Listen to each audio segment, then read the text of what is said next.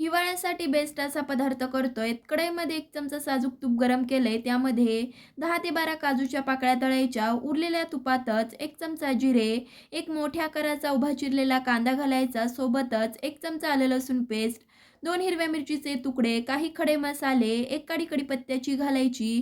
कांदा गुलाबी होईपर्यंत परतायचा. कांदा परतवून झाला की लगेचच 1 वाटी ताजा मटार घालायचा. तोही परतायचा. मटार परतवून झाला की 1 वाटी तांदळासाठी 5 वाटी पाणी, सोबतच काही मसाले, 1 चमचा धनेपूड घालायची, 1 चमचा गोडा मसाला घालायचा, चवीपुरतं मीठ घालायचं. पाण्याला छान खळखळून उकळी आणायची. उकळी आली की लगेचच 1 वाटी धुतलेला तांदूळ घालायचा. मिक्स करून झाकण ठेवायचं. 15 ते 20 मिनिटं शिजवून नंतर आता 80% भात शिजला की झाकण न ठेवता शिजवायचं. कोथिंबीर, तळलेले काजू घालून मटार भात आपला तयार झालाय. आवडला तर लाईक, शेअर, सबस्क्राईब नक्कीच करा. धन्यवाद.